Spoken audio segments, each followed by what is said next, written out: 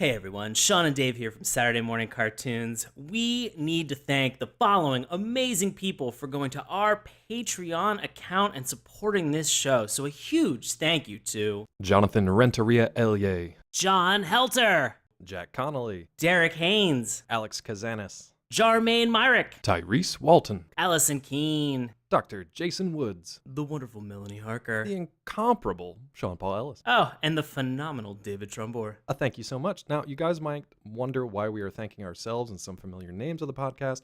It's because we want you to know that we not only appreciate your donations to the podcast here, but we are actually putting in our hard-earned dollars as well. So to give you guys an idea of what you can actually get for some of these monthly contributions through Patreon, if you can't contribute any money whatsoever, we would love it if you guys would just visit patreon.com/SaturdayMorningCartoons. Remember, that's morning with a U. And just share that link out among your social media pages. That would help us out a lot and just get the word out there. If you do want to kick in a couple of bucks, you get some cool stuff back in return. So you may not know that we send out a monthly newsletter that not only tells people about upcoming news that we have going on, and we've definitely got some cool stuff coming in the next couple of months here for you, but we'll also announce the upcoming list of shows that we're going to be covering. So if there's a cartoon out there that you actually like, you're going to get to hear about it in the monthly newsletter. Other than that, you also get special thank yous in the newsletter. You get a special shout out like this one right here in each and every episode. You can get early access to weekly episodes, and you can also get access to our special behind the scenes rambling between Sean and myself. Oh boy. Yeah, there's some gems in there. So you're going to want to check that out. Again, head on over to patreon.com/SaturdayMorningCartoons to do so. And thank you so much to everyone who is a current patron. Thank you to our patrons. Thank you so much for listening. And now, on with the show.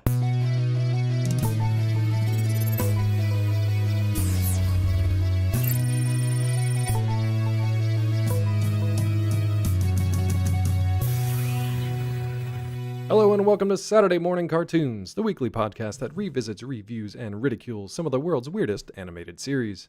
Coming to you from Hidden Leaf Village, I'll be your Hokage, Dave Trumbore. Joining me as always, our very own copy ninja, it's Sean Paul Ellis. How's it going, bud? David. I'm doing well, buddy. How about yourself? You got a weird look going on tonight. I can only see like a third of your face. And I don't know why, because I've known you for like because the other part of it's covered up because I've got this weird Sherigan eye that I'm working on right now. Say that again? Oh my god, it's called Sharingan. Oh my god. Sharingan. You said Sharingan? Yeah, there was No, Sheringan. Sharingan. It's an American version. Discounted eye. This is gonna be painful. I was gonna summon jutsu you in like 2 seconds. This isn't gonna work. It's not summon jutsu, it's summoning jutsu. Oh my god. It's not summon jutsu. You're gonna bite my finger and go ahead. And open up the blood pack. Open up the blood So you pack. gotta sign that contract. Sign the contract. I don't know if Jamal's gonna answer. Please welcome, returning to the show, our friend and performer from Washington, D.C., Jamal Newman. Welcome to the show, buddy. Thank you. Welcome back. Thank you. Thank you for having me back. Absolutely. I'm happy to be here and so excited to talk about today's topic. You know what? It's weird because I'm sensing a lot of sarcasm in your voice when Not you say that. sarcasm. But we also want to remind listeners that Jamal came on the show a bunch of episodes ago when he was asked to come up with a cartoon that he would like to talk about. And he thought that he could not pick Naruto. And so instead, he picked the cartoon Alf. Alf, the animated series. Arriving, he's like, wait, I could have picked any cartoon that I wanted to? And we're like, yeah, that was the whole point of us asking you the question. And he's like, I've never seen somebody more disappointed, but I'm also glad that you were on Alf because then we had Alf that actually joined us on that episode. So it worked out fantastic. Yeah, he was here then. Yeah, I remember it was that. great. Yeah, a rare event. Rare event. But yeah, I thought it had to be a cartoon that was on when I was a child growing up. I didn't know I could just pick any. No. So there is a specific reason. We're watching this tonight at your recommendation, Jamal. Why did you pick Naruto? So I have like a whole history with this cartoon. A lot of my friends in college, my sophomore year, introduced me to this. They didn't know at the time, but I was going through immense depression with my family. And so he handed me this cartoon, and he was like, just watch these tapes. You'll probably like it, because we all like nerd stuff. So he hands me the tapes, and it's like 35 episodes I watched, and I was like, I hate this. Like it was the worst shit I was watching. Like I went through so many arcs. I was like, I met Haku and Zabuza, and I was like, I hate this. I couldn't stand the storyline. And then once they got to the Chunin exams, I was like, kind of getting into it. But it wasn't until Rock Lee came in and they showed his backstory that I was like, oh, I'm now hooked. As soon as he fought Gaara, who Gaara was just walking around. So Gaara's my favorite character. Okay. And Gaara just shows up and starts killing people in the village. And I'm like, who the fuck is this? Because that was piquing my interest at the time. If I'm depressed, I'm just seeing this emo kid who doesn't sleep just killing people in this village. And I was like, hey, buddy, let's be pals. So I'm watching him do this, and then like they get to the tuning exam, it's like anyone who goes up against him is going to be killed. And then the one person who has no ninjutsu ability whatsoever is the one person who has to go up against him in the second round. And like you find out that he's got no natural talent for any of this other than just hard work. And I'm like, I don't know, it kind of like brought me out of my funk, because I was like, if this kid can believe in himself, right, what am I doing sulking over here? So it's like Rock Lee beating up Gaara and leaving him on the ground, and then having his mentor come out of nowhere, like his father figure, which I didn't have, just show up and blast the samurai and protect him. I was like, I don't know, it struck a huge chord with me. And I've watched every episode and read all 710 chapters of the manga since then. Wow. Now, this was originally titled Boruto's Dad, is that right? Yes. Okay, that's what I thought. The original title was Boruto's Right. Dad, and then Kishimoto was like, you know what? I'm playing my hand a little too early here. Yeah, shorten it up. Let me just call it. Yeah, it's like, let me just call it Naruto. Gotcha. He's playing the long game for 710 chapters. He's Nope. like, we'll get to the eventual story. Everyone kept saying, who's Boruto? He doesn't show up for 20 years. Literally 15 years later. Yeah. Well, let's fill some of our listeners then. If you're not familiar with Naruto and the history behind it, so Naruto is a Japanese manga series that was written and illustrated by Masashi Kishimoto. Naruto was serialized by Weekly Shonen Jump from 1999 to 2014 and released in tankobon form for 72 volumes. That's insane. Again, 710 chapters to this. I do want to say it's 700 regular chapters, and then there's a 10 episode manga arc of like showing them when they become adults, and like Oh, just like the showing- epilogue? connecting the dots between that and Boruto. Gotcha. Wow. So the manga was adapted into an anime television series produced by Studio Pierrot and Aniplex, which broadcast 220 episodes in Japan from 2002 to 2007. The English adaptation of the series aired on Cartoon Network from 2005 to 2009. Besides the anime series, Studio Pierrot has developed 11 movies and 11 original video animation, or OVAs.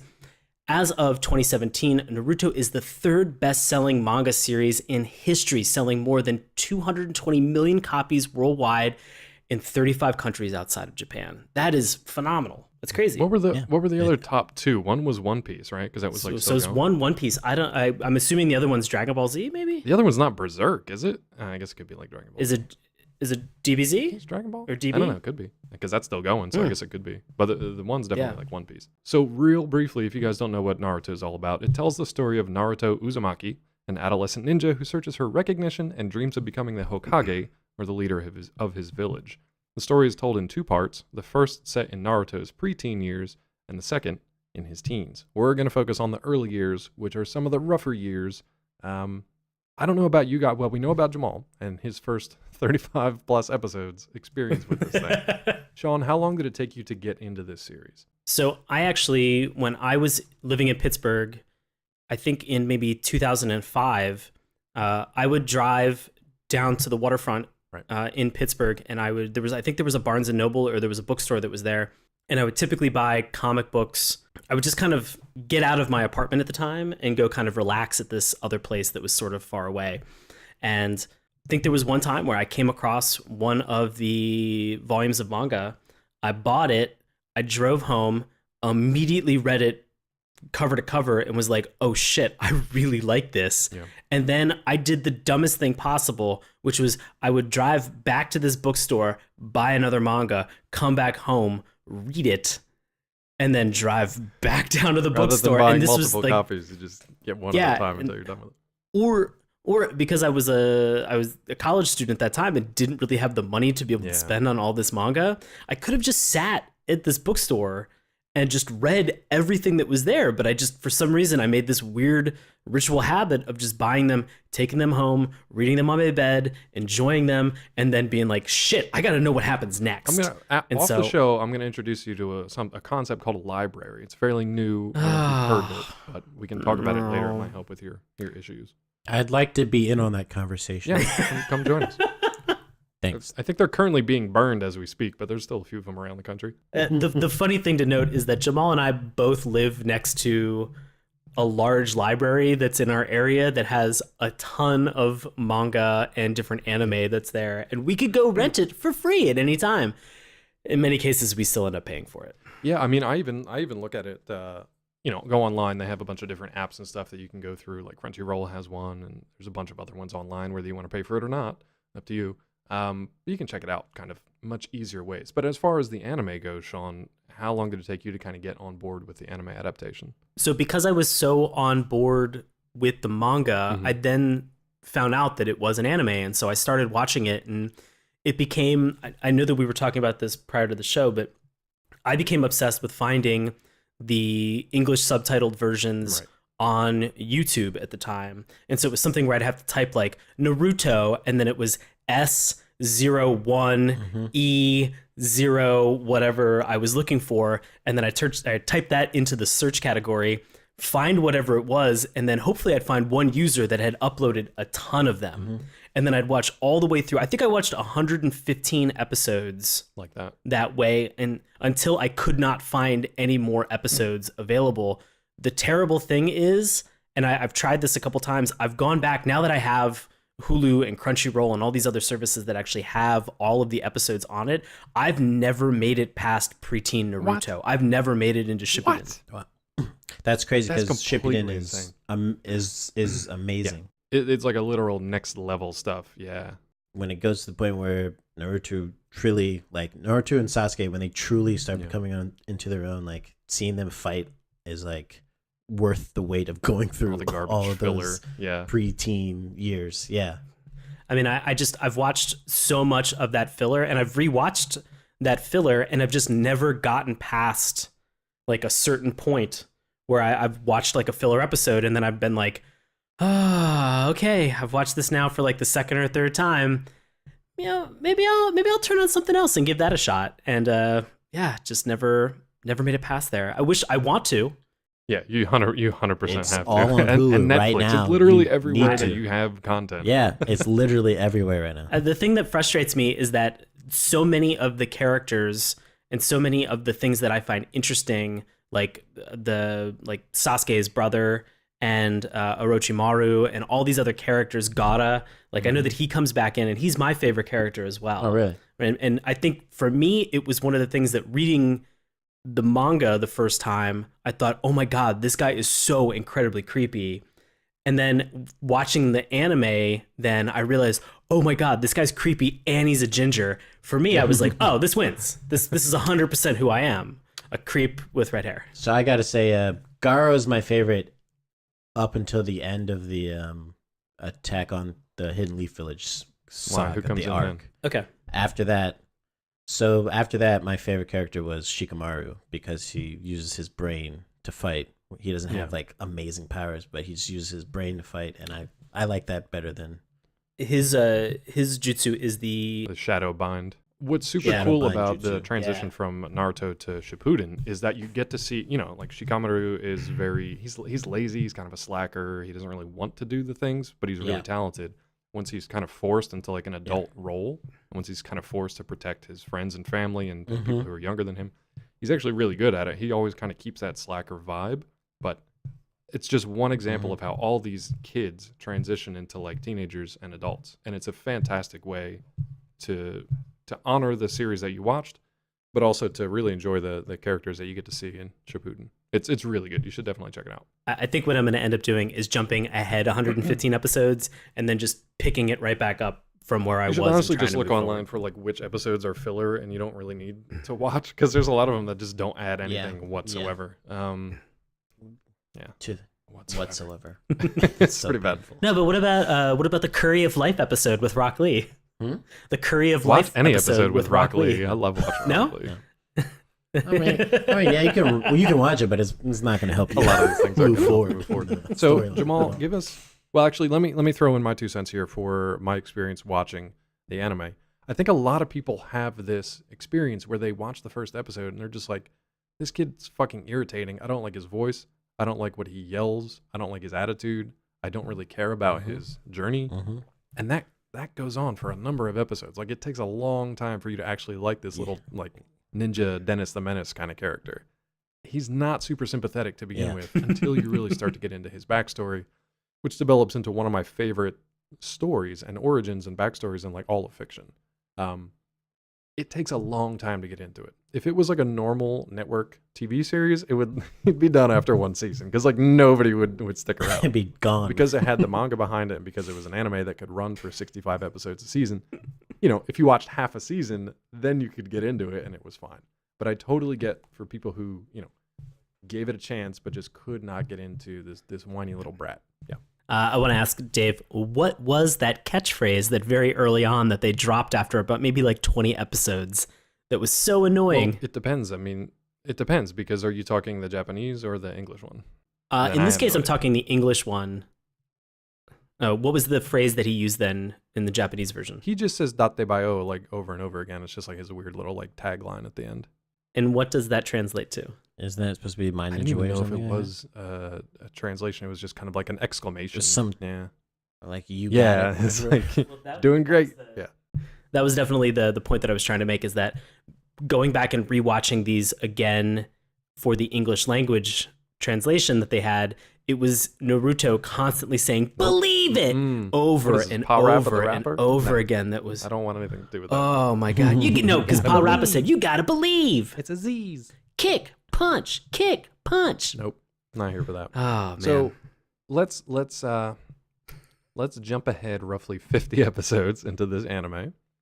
So we're 25 hours into it. Jamal, give us a bit of a backstory about. Well, I guess maybe we should save that for the plot. Yeah, I'm getting ahead of myself. I'm very excited to talk about these episodes Sure.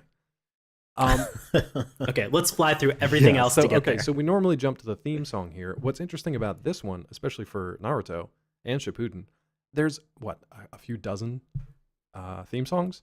Oh yeah, it changes with every arc. Every arc changes the theme song, and like there's some arc theme songs that you like will lull you to sleep, and it's like you focus more on the animation of the theme song because it gives spoilers away a little bit sometimes in the animation. So you're like, oh, he's gonna fight him in this arc and blah blah blah.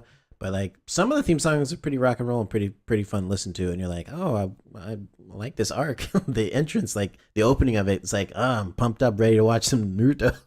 But you know, some of them are like, oh god, I hate this slow dragging on intro where it's like trying to be super like melodramatic about what's happening in the arc and like trying to really pull you in. And there's like the soft music of like them, all the friends holding hands and stuff. But yeah, every arc has a new theme song. That's how you know, like, especially when I was just running through these, like just like a madman, spending hours just watching them. I was like, as soon as a new song came on, I was like, I guess that was the end of the last arc. On to the next right. one. And I kind of like that. in a new one I now. like We're if on to you the next really one. liked a song, then you were like into it. And like you said, normally the intro has a little bit more energy, but they change it up sometimes.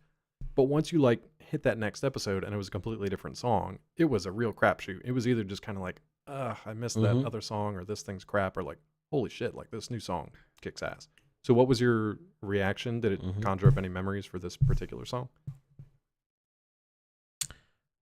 Just my beginnings of watching it and remembering like all the episodes that I watched, and I was just like, when does this get good? I kept going back to my friends and being like, I hate this, and they're like, they gave me my friend had DVDs, so they had the actual collection, so I was watching the actual DVDs and just like going through a DVD, getting up in my pitch black room and just putting throwing in a the new first one DVD out the and window just and laying putting back. the second one in.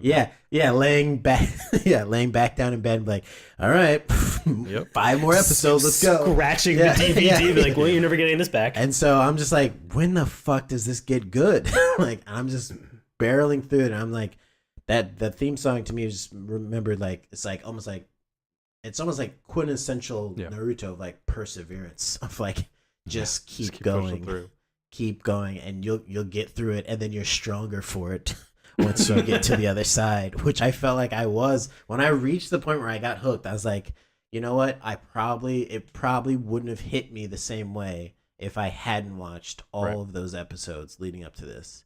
I wouldn't have been hooked if I just watched the Rock Lee episode, because I had no understanding of the background or anything. So like getting to understand Gaara's from a different village, like I didn't even know there were different villages for a while, and like they had kids who were like murderous, so like if I didn't go through all of that, I probably wouldn't have stuck it. It just wouldn't have landed the way it landed so like profoundly with me. So that's what the entrance song, the intro theme song. Sean, what about you? Did anything about this particular one jump out for you? Yeah, I definitely really liked the Japanese version of Jimmy Eats World. They were really good. I love, and we talked about this back when we watched Berserk. I love the idea of finding these sounding like college indie rock bands to pair up with something that really doesn't fit the tone of what the show is. I mean, Berserk was terrible and tragic, and then I think, Jamal, you hit the nail right on the head. This is murderous children. This is child mercenary training for pretty much this entire show. But it has like this really fun, enjoyable Jimmy Eats World Japanese version of kind of like this pop song that was really, really fun to listen to. And I think what I loved the most about this is that, well, we got sort of a roll call, but they didn't have names underneath them. But they did something great, was like there were certain lines or there were certain percussion moments where like they would hit the bass drum, and that was really the only thing that was being hit, and then a new character would kind of pop up at like certain points. And so kind of seeing that deck of characters kind of shuffled and then thrown up in beat with like what the percussion was doing, I really enjoyed that. There was something about that I was like, okay, this is fun. I can listen to this maybe once or twice, and then immediately I'm going to be like, luckily fast Netflix forward. Skips that Come on, intro. Netflix. Yeah. This one for me, like it wasn't one of the more memorable or energetic ones. Like as I was listening to it, I was like, oh yeah, and my brain was remembering other ones that I actually liked more. That's not to say that it was bad. It just wasn't one of the ones that really like stuck in there. But to Jamal's point, what I really love about the way anime series handle their theme songs, not only do they have like an original band that comes in to do an original song that, you know, may or may not tie directly into the episode. So not like a traditional American cartoon theme song or intro where they just say the title over and over again and tell you exactly who everybody is. But I love that the visuals of it are sort of like an encapsulation of the arc that's going to play out over a number of episodes. And you don't know that as you're watching it if you're watching it for the first time, because you're just like, who are these people? Why are they paired up with so-and-so? What is this weird like conflict going to happen? Like, oh, I guess they're going to fight, and I guess this is going to happen. But there's so much little like symbolism and just the way that they stage things, that the ones that are better done, they really tie into the arc you're about to see. So it makes it more fun to go back and watch that arc again, knowing how it all plays out, so you can spot these little kind of like mini Easter eggs. And I think Naruto does a fantastic job of that. And honestly, anime series do that far better than any American cartoons do. We just don't really put that kind of attention to detail into the intros and theme songs. Anything else from this intro or the outro? Anything from the outro? You like the little dancing girl outro? This outro was gonna lull me to sleep. I will say this: when I was watching these originally, I never fast forwarded through any of the intros. I would skip the outros mostly when the episode was over, but the intros I would watch every time. And sometimes, most of the time, like after I got off the DVDs and was on to like searching for these episodes online, it was like I can't click out of it, because if I click on this website. Pop-up out of ads it. or, Either yeah. a virus will pop up Or or buffering or some- problems. So I was like, or some porn out of nowhere is gonna pop up. So it's like I like as soon as I found the episode and it started playing, I was like, can't touch it, can't leave it, can't touch it. So I had to sit through quite a lot of. I'm pretty sure I can recognize every arc just based on. They the really intro. do get drilled into your head, though. So you really practiced an extensive amount of abstinence while surfing these on probably illegal streaming sites. Yes. Okay. But if what you're saying is I didn't have a girlfriend at the time, yes, I Yeah, did fair not. enough. It's just part of I the did training. not. You know? I had no. While I was doing my ninjutsu Now, training, I had no let me time ask you- for, Now you're not going to pass Can I that ask you tuning this, were exam. you a concentration on ninjutsu, genjutsu, or taijutsu? So my favorite would have to be Genjutsu because Really? while Shikamaru is my favorite character, Genjutsu, the Sharingan, is probably my favorite. Like all the powers that like Itachi has, and then his I can't think of his name right now. His like brother in the Uchiha clan, who was not his actual brother, but Shisui, the teleporting kid. Okay. He had the most powerful genjutsu that could literally take you into a world where he controlled. So it was so powerful that like one of the Hokage's friends, what's his name? I can't, right when I want to talk about all these things, I Get can't your remember. Naruto Any other time, I know.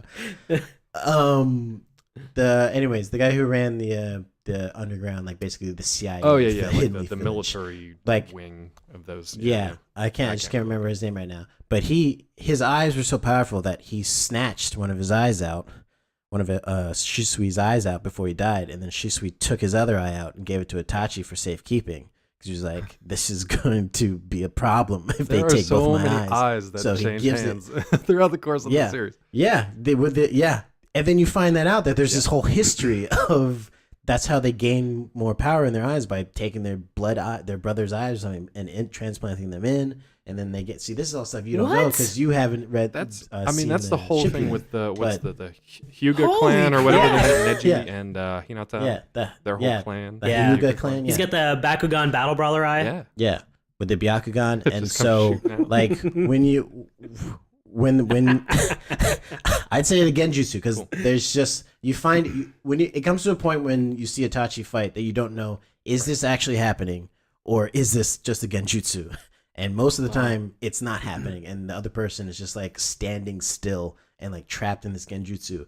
I think one of the things that draws me to Itachi is that he's only probably fought in actuality 3 times in the entire series, and then the last time he fought was against his brother, and he purposely died. So it's like you never get to see him go 100%, but he's legendary. So it's like his eye prowess is like, I don't know, just seeing what the Genjutsu could do, and then like once you read more of the manga and stuff, you're like, wow, that's a very powerful clan. And then the only clan that can match them is the Hashirama Senju clan.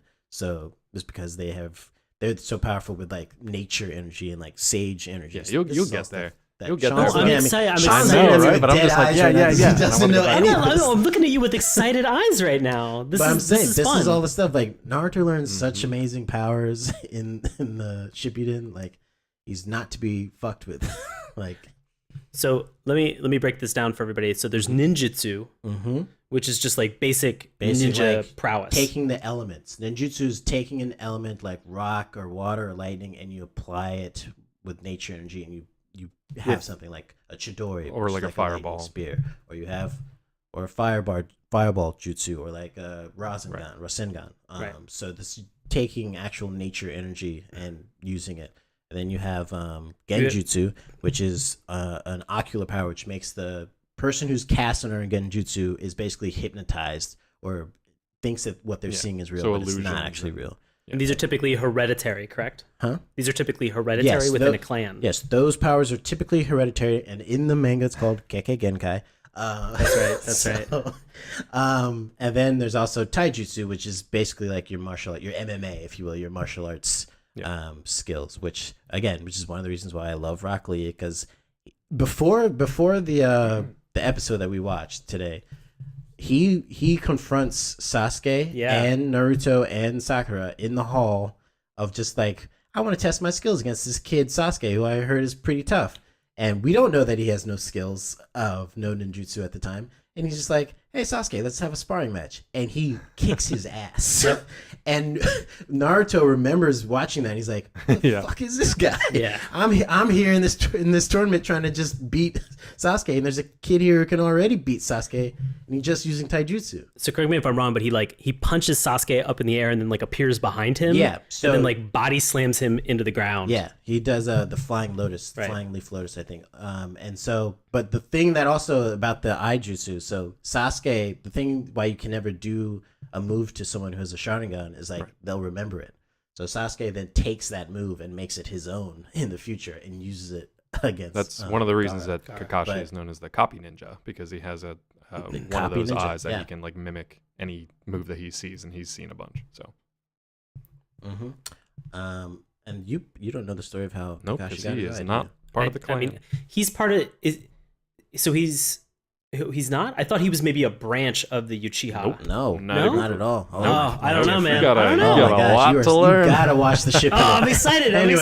Anyways, so I liked seeing this. That's the taijutsu. Is like you see the power of the taijutsu of like if you just abandon everything else and just become a master of either taijutsu or genjutsu or ninjutsu, you can beat. It's like rock, paper, scissors. It's sort of. It's like you got the strongest rock. Yeah. All right, before we get too far down that road, let's jump to animation style real quick, because honestly, watching this from 15 years ago now, it was a little rougher than I'd remembered. There's some weird stuff that they do with the animation style. It's not quite as clean as I had thought, or I had been like, I had like trained myself to believe it was. But Jamal, what do you think of the animation style and some of the like camera angles and action set pieces and things like that? I mean, it definitely feels like there's like a glow over the screen when you're looking at the anime style. It's definitely not as clean and crisp as Shippuden. Shippuden is like polished, but I think I don't know, maybe it has like a startup anime feel to it. Of like when you're looking at it, it's like they had no idea that they're going to be HD TVs soon, so they like we're digging in deep to the standard definition animation style. and if something else happens, we'll correct it. But like they went deep on the like, we don't need to detail this too much.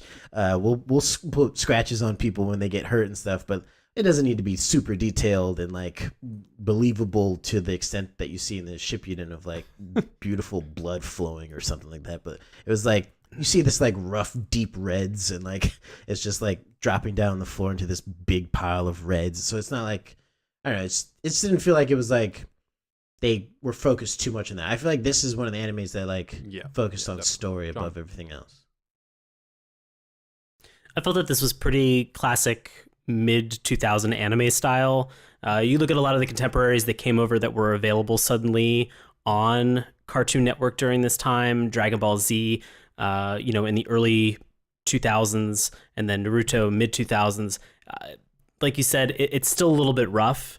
It's not perfect. It's not polished. But again, great use of really bright colors for a lot of the characters, and which is very challenging because my first initial thought when looking at this is I was like, these are ninjas. Don't they want to kind of hide what they're doing? I guess maybe in my mind I had a perception that like ninjas dressed all in black and they were very dark clothing. I guess maybe I'm looking from like the G.I. Joe sort of Storm Shadow Snake Eyes idea of a ninja. And so for me, these ninjas, very bright, very primary, bold colors that they have, which is kind of fun, which is, they look like, and we've talked about this is the early version of them as kids. And so they look like they're children who are dressing up and kind of playing at being ninjas, which is 100% accurate for where they are in this point in time in the manga series or the anime.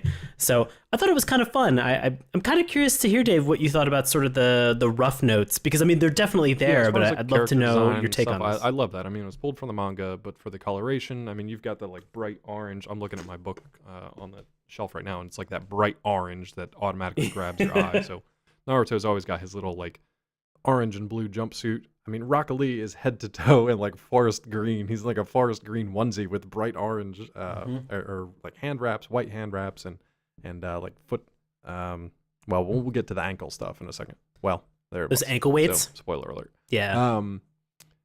But I mean, it's fine. It's just a little rough around the edges at times. They do some weird camera work in this one, which I don't 100% understand why. They do like a weird fisheye lens, or they do like a warped lens sometime when, like, you know, Might Guy or whatever is like right in front of the camera and there's other characters behind him. I don't know why they. Yeah. They Yeah. do that. Or when they're running, It's like a when weird he's Busta running Rhymes around video, and I don't know why sometimes, they do that. chose to go that angle, but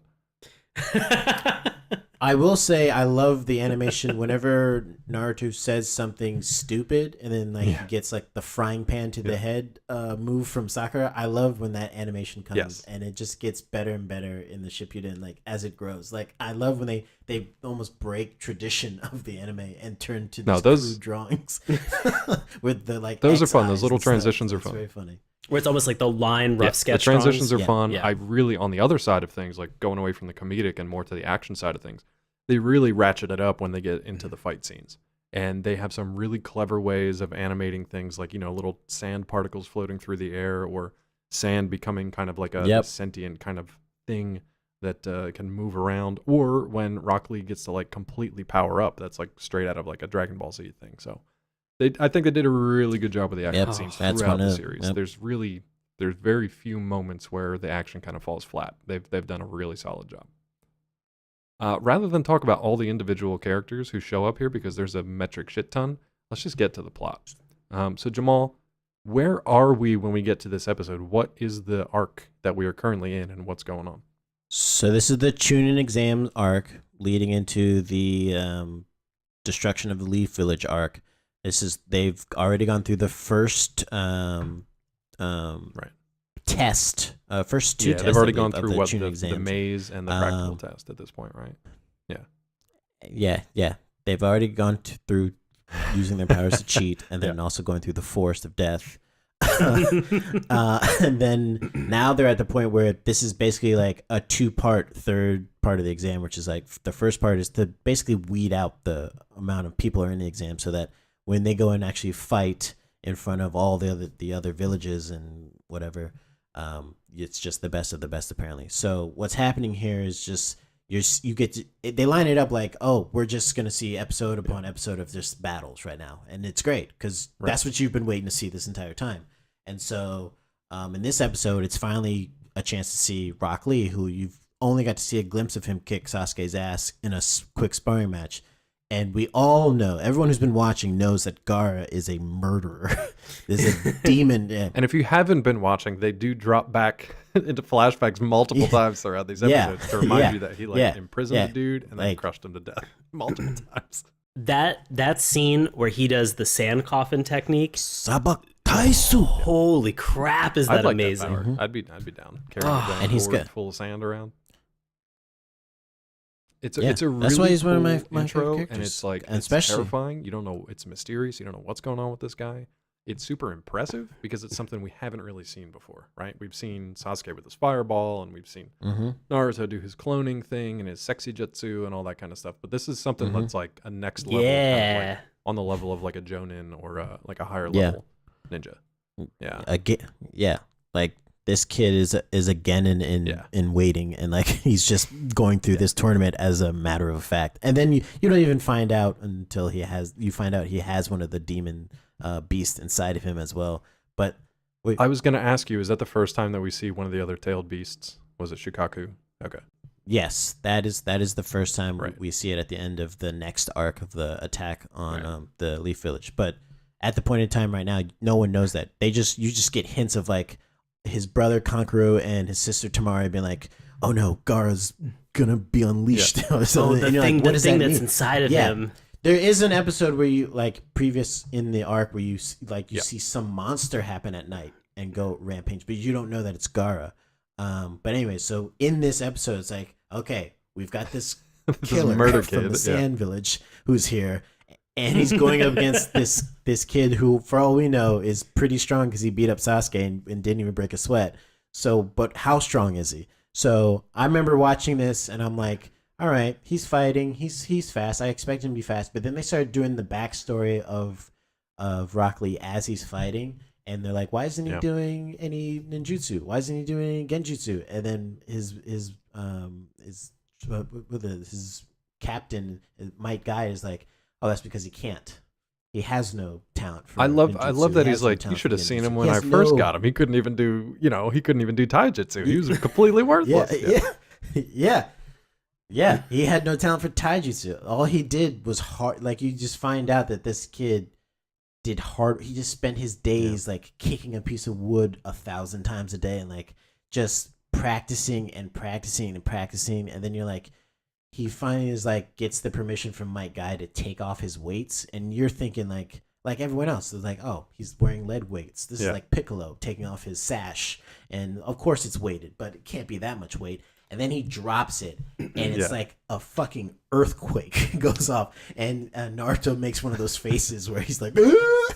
And everyone's like, what the hell? And even Kakashi, who's usually like subdued, is like, that's a bit because much. at this point, like Kakashi and Mike Guy are the older ones. They're the Jonins that are like overseeing everything. Yeah, and they have to train the kids in the Chunin exam, but they also have to protect them and keep them from killing each other. So when you're putting one kid who doesn't have any real natural abilities against a murder child full of like a demon sand, they're going to have to keep an eye out, which was kind of funny because really none of the Jonin really did anything. Even the kids who were like, oh, I watched that guy murder somebody earlier, when they tried to use the same thing on Rock Lee, but nobody steps in. I mean, eventually they do. But yeah, no one stops. Can I just mention real quick, before this episode, we see Rock Lee a decent amount. It's not like we meet him for the first time. Like, we see him fight Sasuke, and that he's got a surprising moment there. But every other time we see him, he's really fucking goofy. Like, he looks like he's got crazy bushy eyebrows. He looks like a bad version of Bruce Lee. Exactly. He's in his green onesie. He kind of matches his teacher. They weirdly like emulate each other and look almost identical. They look kind of like father and son. But we see him doing goofy stuff or saying, like, trying to outdo him stuff. He's like, if I can do 100 push-ups, then I can do, or if I can't do 100 push-ups, then I'll do 5,000 squats. And if I can't do 5,000 squats, then I'll run 100 miles. And it's just like, no one's telling him to do this shit. He's just like one of those weird kids that just like wants to do all this stuff. And he's the only one who punishes himself if he doesn't do it by adding more stuff on. So he's just a weird, quirky character, and you don't really know what he's all about until you get to this moment, which I thought was pretty cool. Just more proof in the pudding. Like, if you don't go through all of these episodes, then you're not going to appreciate this moment. Because I remember when he took off the weights and they dropped, I sat up in my bed. And I was like, oh, it's a cool moment. What's going on here? And then he moved, and it was like basically like a Bleach shadow step. And I was like, okay. And like, he's now so fast that like Gaara's sand defense can't keep up. So you're like, okay, so this fight just got way more interesting. Then you find out through more of the side talking of Kakashi and Mike Guy of like, he's like, did you teach him how to open the gates? And he's like, of course I did. he's my precious subordinate. He's my precious student. So he's like, you find out he's got no talent other than taijutsu, and he's just become a master of that. And then you add on top of that the fact that he can open the inner gates up to 5 gates, and it's like, so he could kill someone if he really wants to. And he has to go up against Gaara, because Gaara will kill you. So it's like, seeing that and then seeing him push himself to the extreme in this is like, I was hooked. I was hooked, especially at the end when he knocks Gaara down using his actual Lotus power. Like, he's powered up completely, and that power up scene, like you're saying, it looked like Dragon Ball Z. That's another thing that hooked me, because I was like, oh shit, they got power. Yeah, exactly. Like so, did he just go Super Saiyan? Well, he's going. Right. This is their version of Super Saiyan or something. So. Yeah. So seeing that, and then like seeing him just seeing someone finally unleash their almost like a seal of their power, because to this point you didn't really get to see it. So just seeing him like work off the like permission of his that's where I want to like, jump in, because that was one of the sweeter and kind of the cuter moments for me. It's like, you get to see this action scene and they get to like really beat each other up, but for Mike Guy to be like, Rock Lee, take the weights off or whatever, and then Rock Lee's just like, do you mean it really? Because he was like, you told me I couldn't do this unless it was like to protect somebody's life. Like, somebody's life had to be in danger. And he's like, are you gonna let me do it? It was like such a cute moment. But then to watch him go from like Mhm. happy little kid who gets to do something fun to like murder child, like it's so weird that this Yeah. whole show is based around just, Yeah. like, kids being trained to murder other kids. And I'll say I think his personality Okay. does change when he takes off the weights. He becomes very serious when he takes off the weights off his feet. And he's like, all right, now I'm actually me. It's like, Well, there's even that moment like later in the fight where Gaara has like finally gotten pissed off and is just hitting him with sand over and over again, and then all of a sudden like he sort of is just like, yeah, you know what, I'm gonna open up some more gates. Yeah. And then I think somebody who's watching from the stands up above just goes, is he actually smiling right now? And like you see him with like this dumb shit eating grin on his face, and he's just like, oh, I'm about to go Super Saiyan level 1 right now. And then he just goes, ah. I mean, it was just like, there are moments like that are throughout this entire show, especially in, as we've mentioned, this particular arc, because you finally get to see people let go. You finally get to see them kind of go crazy, unlock some of this talent that they have that has been sort of childish up to that point. And so to see somebody almost dead getting their ass handed to them, and then he's just like, you know what? Fuck it. Third gate. You know what else I love about that? Yeah. There's That's awesome. There's a lot of moments in the show where they have to like explain the mechanics of how this world works. So they either explain how the hierarchy works in each Hidden Leaf village, or they explain how the exams work, or they explain chakra points, or all kinds of stuff. In this point, they have this like little sidebar where they're like, oh, so have you taught him the like 8 gates in the Hidden Lotus? He's like, yeah, of course. He's like, how many of the gates can he open? He can open 5. And then they go through this little like little presentation. Yeah, with like the a little diagram flat, of the body. Yeah. human body with a bunch of 8 different chakra points, and they go through and they name, it's like gate of pain, gate of rest, gate of whatever. And I don't know, I love stuff like that because it's like little bits of mythology, but it's a decent little break from the action, and it's just fun.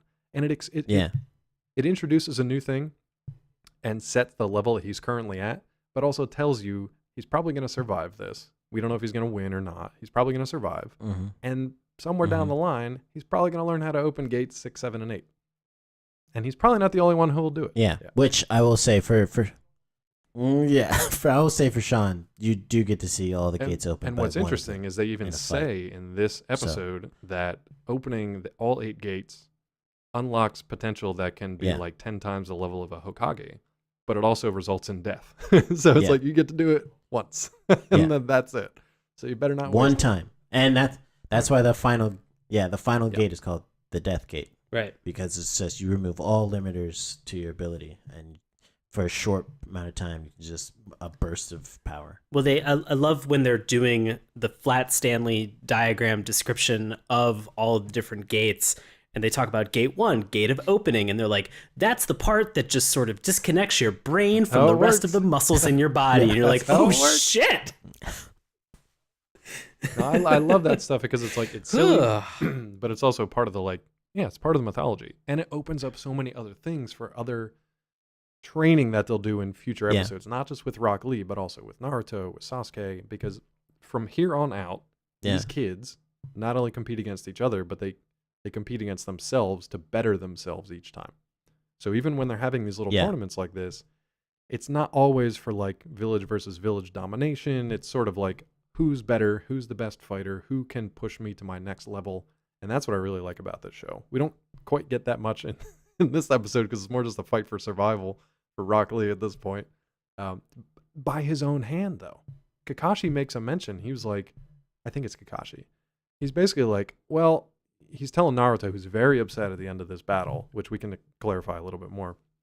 But he's telling Naruto, like, don't be that. I get that you're upset, but like, pay attention to what happened. He basically, like, Rock Lee used an illegal move or a move that maybe wasn't the smartest to really jack up his power, but then left him completely defenseless. It basically left him like crushed and broken, and it left him open to another attack from Gaara, who wasn't quite defeated yet.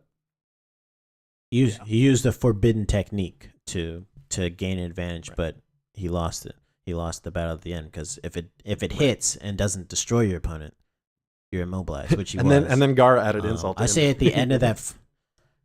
Yeah, and then Gar's like, I'm going to take the hand and foot that you kicked me with, and I'm going to crush them with my sand. and that's going to be the end of you. So I feel like at the end of that, though, seeing Rock Lee stand up just based on his like subconscious of like never giving up and just standing there and like everyone being like, how is he standing? And then you find out he's unconscious in his standing. I think that was, and like there's tears coming out of Mike Guy's eyes. I'm not going to lie. Maybe I teared up the first time I watched it. And I was like, oh my God, this kid is like pushed himself to the brink just to prove that you don't have to be born with all these advantages or like being a genius to be able to compete. It was like, there's so many like messages of like real life but and real speaking world of in that, this. The real kicker comes after that because there's medics that come out and they're like, oh, hey, by the way, we got this murdered, kid that's been pulverized into rubble over here. So maybe get a couple medics out. And the medic who never shows up again and has like one line who he gets to talk to Mike Guy. He's like, are you responsible for him? Can I come talk to you for a second? And he basically, what does he say? Exactly what he says or the gist of what he says? I think it was along the lines of he may never walk again. Right, he's basically been setting up that the whole backstory with Rock Lee and Mike Guy, they both kind of impress each other throughout their training, is sort of like Naruto, where Rock Lee has his own ninja way. He wants to show that through no natural talent, but just through hard work and training and dedication and will, you can rise to be recognized as a ninja. You can be a contributing ninja, whatever. That's his ninja way.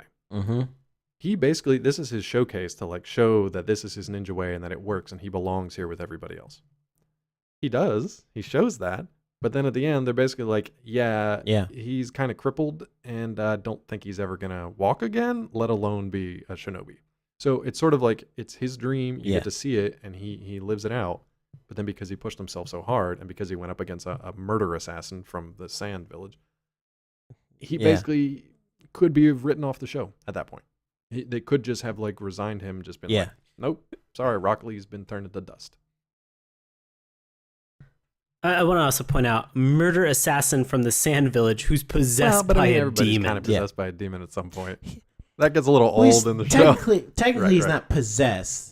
Yeah, but technically he's not possessed. He just is not able to fall asleep because that's the demon Shikaku's power is that he's the raccoon fox. So as soon as you fall asleep, he's like the Sandman takes over. Right. Which is why he's so murderous because Gaara can't fall asleep. And even though there's a technique he has called forced sleep, which he just allows Shikaku to take over. But he can't fall asleep and that's why he's got the thick black circles around his eyes because he doesn't sleep. He's an insomniac.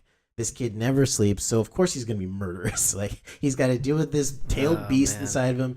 He's got like the Kazekage telling him he's got to act a certain way for the Leaf Village in this Chunin exam. Like he's got a lot of pressure on this kid.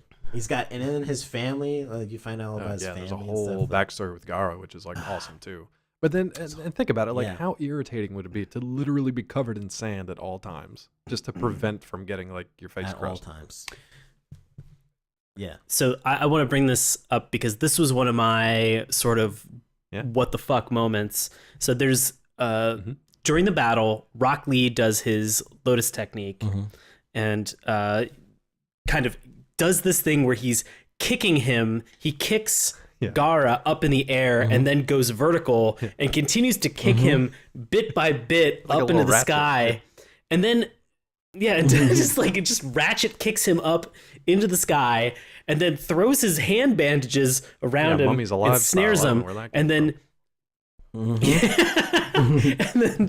then pulls him into this like swirl and just like pile drives him back down head first. Both of them head first. Like pile drives him back into this concrete that has presumably already been destroyed by everything that Gaara has done at this point and by the like weights that Rock Lee has dropped. It is completely fucked up. So he smashes down into that, and that's the moment where Rock Lee's just like, I got him. And then you see The sand crumble. the sand just like Flaking fall off his face. away and dissolve, and you're just, that was the moment where, again, watching it, I knew what was going to happen, but I was I like, didn't know that fuck, was that going to is happen. I didn't know he so- had like sand skin built around him the first time. Well, no, I mean, from reading, yeah, yeah. from reading the, I mean, no, the first time I was like crazy, but again, like having read the manga, having read this arc in the manga, and then having watched this section of the anime now like 3 or 4 times, I was just like, this is so rewarding and fun to watch. This is, And this is it's so fucking cool great. because like each little bit of his powers, it changes each time. You know, and people can't quite figure it out. At first, Right. they're like, why the hell does he have a gourd? I love the moment between Mike Guy and Rock Lee where he's getting ready to go into battle, and he's like, hey, Mike Guy calls him over. He's like, hey, real quick, keep an eye on that gourd. It's pretty weird, and I don't know what's going on with it. All right, good Yeah. luck. Yeah. It's very funny. That gourd. It's very funny. He's like, that's gourd, such Mike Guy personality too. Like I don't know what's going on over there, but keep an eye on it. That's the moment where Kashi takes off his eye patch and is just like, what is he doing? Yeah, he wants to see what he's doing with his chakra. But I Yeah. loved it because you get to see, for the first part of the battle, Gaara sits there and it's a sand defense. So the sand is acting on its own accord and it's just defending everything. Mhm. And then you get to see his second layer, which is sort of the sand armor, which we learn takes a lot of internal chakra and a lot of energy from him to maintain. But then you learn that the whole gourd is actually just kind of like composed of sand to begin with. So it's not just holding it, it is sand. So Yep. you've got a shit ton of sand to work with. Yeah.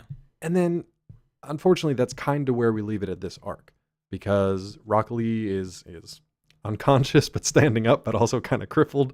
So he's pretty much done. Yeah. Gaara just kind of like walks away. He eventually wins, but he also had kind of quit at one point. Yeah. And he also says, he says, I quit. And it's like, it's already over because Mike Guy stepped in. But like he was bored with the tournament, I think, at that point. He was like, someone hit me. Yeah, he got hit I for don't the like first being time. hit. Yeah. Yeah. Someone stopped me from killing someone I wanted to kill. I don't like But that what's so either. cool is I'm that outta you here. get to see his arc. I mean, Rock Lee has his own stuff that continues from here, but you get to see Gaara's arc, like you said, over the next few episodes.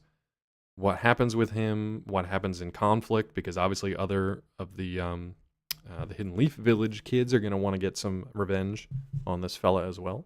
So maybe we'll get to see that. Maybe we'll get to see some redemption for Gaara in the future. Maybe we'll learn why he's so sleepy and so pissed off and carries a shitload of sand around with him. But that's for another time. Any final thoughts from this 3-episode arc from you guys? Yeah. I have one final thought. Does anybody remember how the first episode of this arc begins? It's not with the tournament. They don't jump right into the tournament. It's actually with dealing Joji? with the titular character. No, what's he doing? Because he was like not in most of this. I He was don't just up on the remember. I don't balcony, remember. just Yeah. making noises. This is right after. No, he's actually down on the floor. Oh, with the Oh wait, blood. he's holding He the scrapes blood in pulls his the hand, right? blood Oh, up. yeah. And he's like, Hinata's blood in his hand, and he like makes a promise, and he's like, I'm gonna Yeah. beat your ass in this tournament. Yep. And like everyone at the time when you're watching this, you're like, okay, buddy, we've seen you fight. You can't keep up with Neji. Yeah. But he's like, I'm gonna kick your ass. If we match up in this tournament, I'm gonna kick your fucking ass. And he's like very serious about it. With a What a very way to serious drop look us on his in face. after not It's remembering what funny- happened the first 48 episodes, though, because he just like bends over and scoops up blood and like holds it. I was like, holy Yeah, shit, yeah. what happened? Yeah. I think that's just a fun thing because it was the fight between Hinata and Neji, and kind of a little bit of foreshadowing down the line of how protective he's getting about Hinata. And then it's also fun to see him because he has his ninja way, and because he continues to stress this, for these earlier episodes repeatedly over and over again, and it becomes this annoying mantra. I feel like this is the first time that like he's actually making a threat. With something I feel behind like this it. is the first threat that he's ever issued, right? Where he's just like, you're an asshole, despite the fact that you two came, like Neji and Hinata are from the same clan. He's like, you're a fucking dick, and I'm gonna fucking beat your ass right now, and I'm gonna hold this girl's blood. Yeah, but it's also because we like before previous to that entire fight, Neji's talking down to Hinata, and like you find out the back and the what's going on with the branch family and the main family. So it's like he's just talking down to the person he's supposed to be protecting, and he's like beating her up, and like just and Naruto the entire time is just seething on the sidelines. Because Neji's from the branch family, Hinata's from the main family. And he's better, he's stronger than her, right? And but he's a prick. Yeah, but he feels like he shouldn't have to be protecting this weakling and all this stuff. If I know anything about this, the next part of this arc, I think he's gonna get he's gonna be really what's pissed off. Given when he fights Naruto later on. Naruto, he's what we know of him, he's outclassed at this point. But he's picking on like the strongest possible fighters, and he's like, well, I want to fight Sasuke because I want to be recognized by him. So number one. And then he's like, I want to beat up Neji because he's being a real dick about it. And he's like number one in the class. And then I want to take on the murder sand kid from this other village because he beat up Rock Lee. Yeah. And he makes threats against all three of them. And you're just like, what the fuck is this kid doing?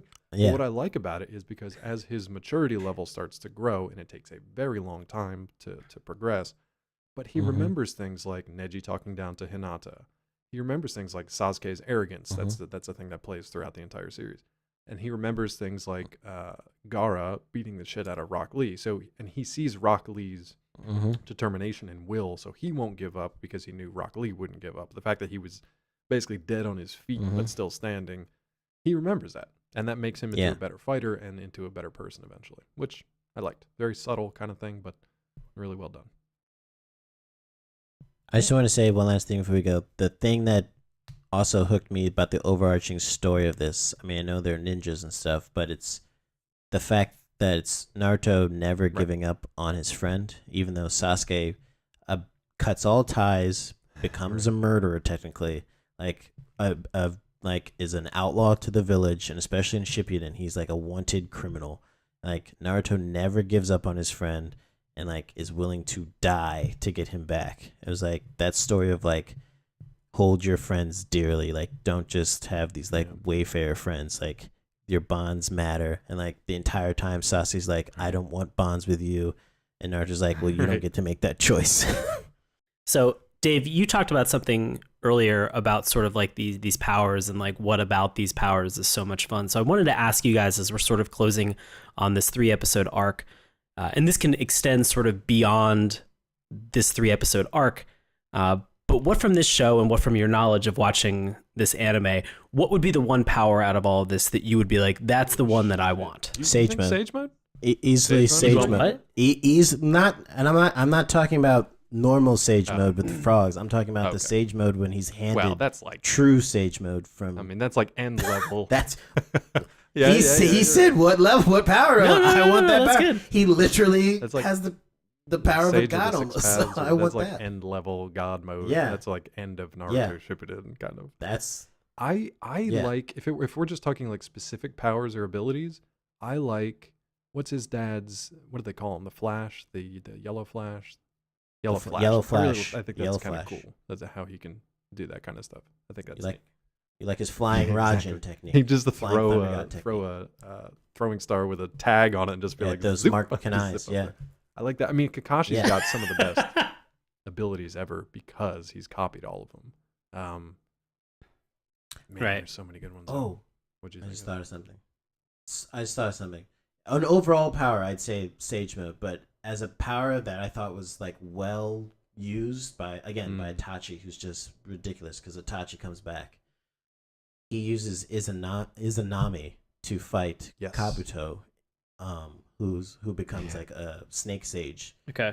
And he uses that power because that power is meant to like make you accept who you are and not try and change yourself to be something that you're not, which is what Kabuto has been doing this entire time. He's been idolizing Orochimaru and trying to become him, that he's forgotten who he is. So Itachi, again, this is one of those moments where you're like watching Itachi fight someone and you're like, is this actually fighting? And then you're like, you find out they haven't been fighting. He just like locks him into Itachi put him under a Genjutsu from the very beginning. And like, it's one of those Genjutsus though, that like once you use it, it's a one fire because then your eye goes black. You can't use your eye anymore. So at this point, it's ever again, but it doesn't matter because Itachi's already dead. There's a whole thing that happens. Okay. But anyways, he uses that eye power, and I was just like, what a perfect eye power, not just for the Uchiha clan to like stop them from thinking that they're gods within themselves, but like to use against someone else in a fight to make them realize how wrong they've been all this time trying to change themselves and become something they're not. Because like he became power hungry, he turned himself into a snake sage. Like he's not from that at all. Yeah. Like just he started absorbing other people's abilities. And I was like, this isn't you. This is not you. And like because he did that, Kabuto becomes a good it's guy a great after. example So of like it's like, a way that they Wow. go into combat, but not in like physical combat. They like yeah. it's a literal personality changer to make you kind of like face yourself and change or not. And if you don't, then you're stuck there forever. Yeah. So your choice. These are all awesome powers. Yeah, these are all awesome powers. I've wanted to get back into the series to begin with, and so now. this is all good to know. I also that want this that is like awesome stuff. unquenchable black To fire. get I want to into. be able to summon what's his name? Oh. Amaterasu. Suuno. What's the Susanoo. Susanoo. I want to be able to summon a Susanoo. giant purple suit of armor. There's a lot of shit I want to do now. And you guys are all aware that most of these powers are named after Japanese gods. I like that mythology, they like yeah. Amaterasu and Right. Izanagi. I and like all that they those took bears. that much more seriously than Dragon Ball, which just named everybody after foods. Which Yeah. another way to Yeah. think it. Is Rasengan? Is that Rasengan? Rasengan? Is that named after a god? I don't think that's a Rasengan? god. I don't think that's named after a god. Okay, because that was my favorite power. That's your favorite power? I think just because of the training Oh my montage God, that he you're goes just through said, like, in the period. baby beginning Rasengan. Yeah, because I know, but I loved balloon watching and that. everything? That was such a fun. Yeah, that was so cool. I'm just saying this right now though. The reason why that power is so great becomes even greater in the Shippuden because you realize what it actually is, what he's actually been taught. Okay. You realize what it is. It's almost like leading him to be the chosen one to be able to talk to the beasts, the tailed beasts. There's a lot. I don't There's a wanna give lot away that goes too on with much, that but too. like, yeah, the Rasengan is like you have to know how to use that to match with the beasts. I don't want to ruin it, but it's like there's a whole other And level. what's to super the cool Rasengan. about that in the future, far down the road too, is that when we were talking about different elements before, sometimes elements cancel each other out. Sometimes they actually enhance each other's Yeah. abilities. And enhance, yeah. And So think about who knows enhance. where that might come into play. Enhance. Honestly, do you guys just want to quit Enhance. this and just start a Naruto podcast from the beginning? Yeah, I think we're For thinking about that 700 now. I would do episodes? that. That'd be yeah, because there's yeah. Let's do one manga, God. one episode of manga. 700 episodes written up already. We will be. We do one episode. Yeah. We do one episode a day for what? 2 Yeah, I'll years. just retire for 2 years. Yeah, that's what we're doing now. This is what we're doing. This is becoming a Naruto podcast. Head on over to patreon.com/Naruto podcast. That's probably a thing. Don't do that. That's not us. Oh boy. I mean, you can if you want, but it's not going to help us. Well, hey, I think we're we're good. wrapping up. Are there any final thoughts? Okay, awesome. So, guys, guess what? We obviously have opinions, and we're going to talk about those opinions in like just a second. Turns out, you guys on the internet, you also have some opinions. And so, in order to honor those opinions, we are going to turn it over to friend of the show and longtime listener, Bobby Anthem, to give us this week's Love It or Hate It. Bobby, take it away. This week's Love It was written by Sadiq35 from Guyana on August 25th, 2006. He titled it, "Never Will There Be an Anime as Great as This." He said, Naruto is, how to say, magnificent, glorious, and entertaining. It's almost flawless in the way it presents itself. The overall story is new and refreshing. The characters are inspirational and beautifully portrayed. The fight scenes are overall breathtaking and neat. The drama in here is very emotional and moving. The jokes are well executed, but sometimes overdone. Most people complain how most of the characters are unreal, but who cares? They are fun and for real once you give the show a chance. If you ain't an anime fan, then give the show a chance. Those who are anime fans will simply love it. There is nothing really to hate about it. Pure perfection. 10 out of 10. Jonas Fan 11 from the United States disagrees. Jonas Fan gave it a rating of 1 out of 10 on April 29th, 2007, in a post titled Horrible. Jonas Fan said, "This show is totally and completely horrible and awful. All the people that I know that like this show really like it, but to me, it is horrible and pretty much the most horrible anime show ever. All of the powers that the characters have are unrealistic and completely annoying. One of the people that I know that watches Naruto is completely turning into a freak about the show. She tries to turn everything into Naruto. I just can't stand this show. I almost fell asleep during it. America ever let it be aired. It is much, much better fit for Japan or China or wherever it came from. I definitely do not suggest watching Naruto. Amazing. Always fantastic. Always a pleasure. nailing it. Love it. That Bobby Jutsu, that's the best. Oh, okay. You didn't tell me I could have Bobby Jutsu. That was on the table this entire time? It's been on the table, guys.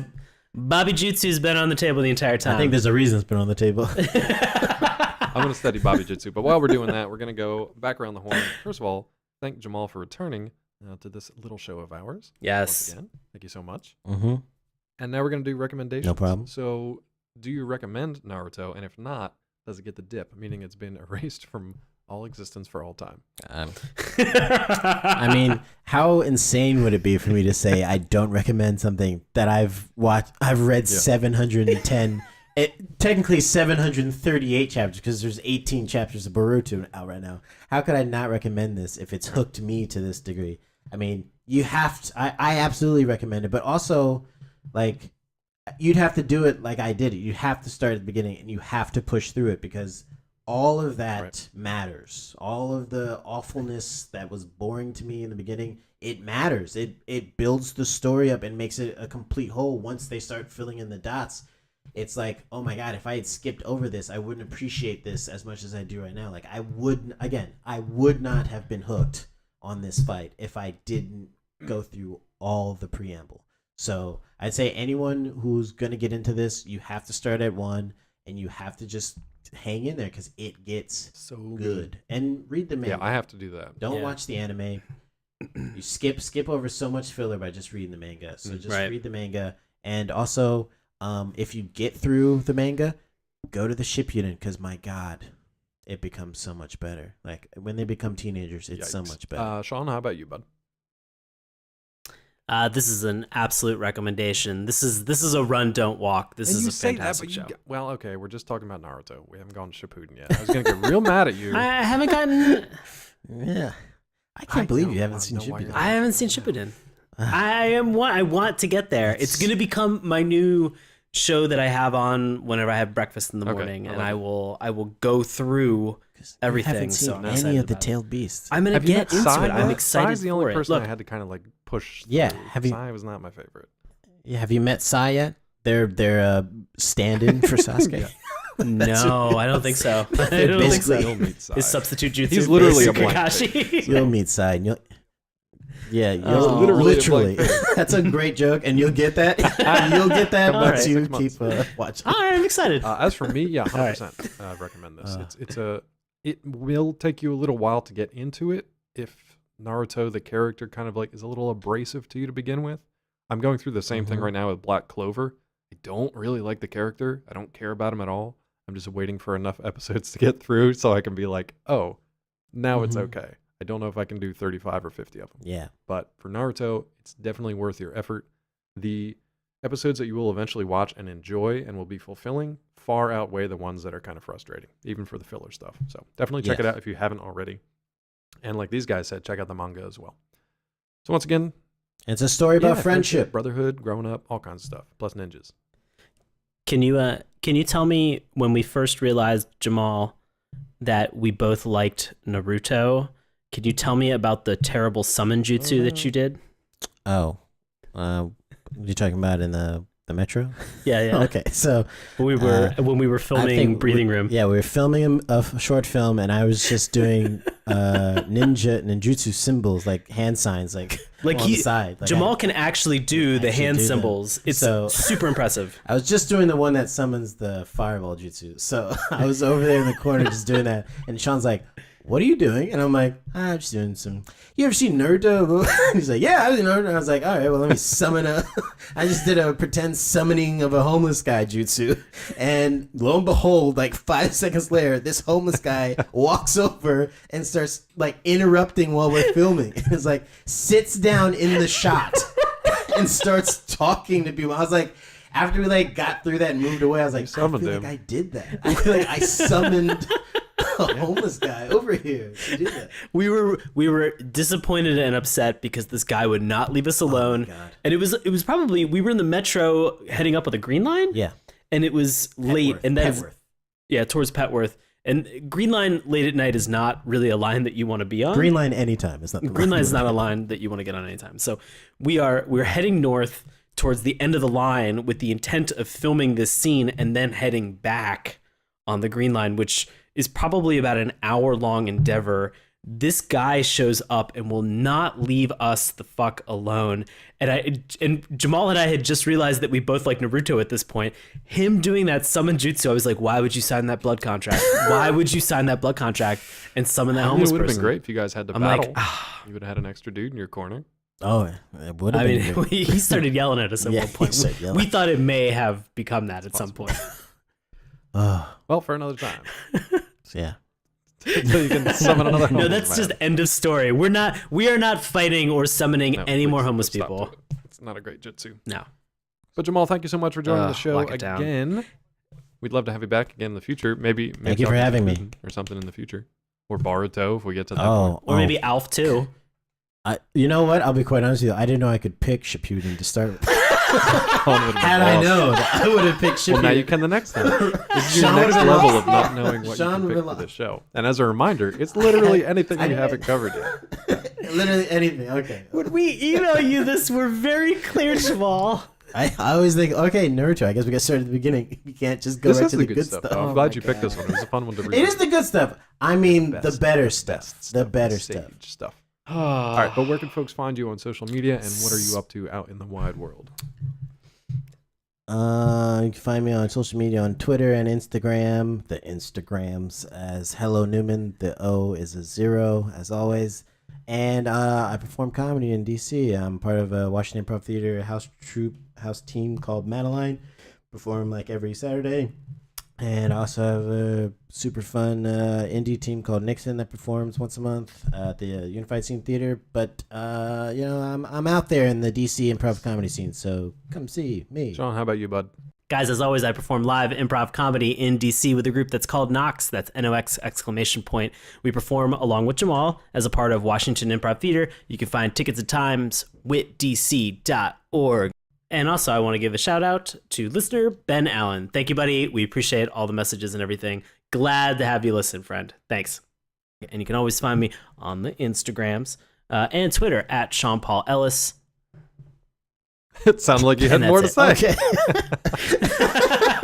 Jeez. No, we have like 2 short films, 3 short films that we've written and put together, and we just need to get them.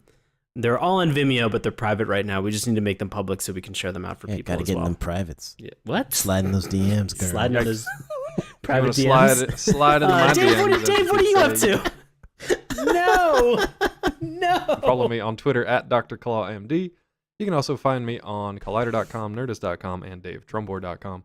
As for this show right here, we would love it if you'd head on over to our Patreon page, patreon.com/Saturday Morning Cartoons. Remember, that's morning with a U.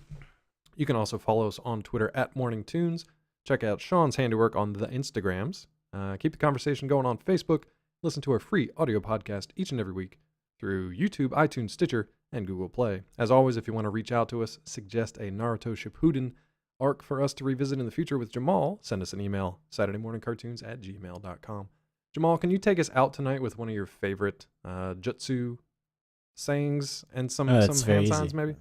Are you Yeah, we're ready to go. Yeah. Katon, Gyukyu no Jutsu. Thank you so much for listening. We will see you next time. Perfect. I also, He just also took the entire studio. You have another one in the pocket? I do have another one in the pocket. Do it, buddy. It's oh my god, what is it? It's the why can't I think of Hashirama's jutsu? Oh, it's Mokotan Jokai Yuden, which is Birth of Trees, where you like just makes a forest emerge out of I nowhere. like it. Our recording studio is a shambles now, but we were gonna have to leave it there till next time. Everything is destroyed and destroyed on in fire. here. Oh. That's Thanks, my guys. We will jutsu. see you next time. Hey, everybody. Thanks a lot for listening to Saturday Morning Cartoons. Now, if you'll excuse me, I have to transform and roll out.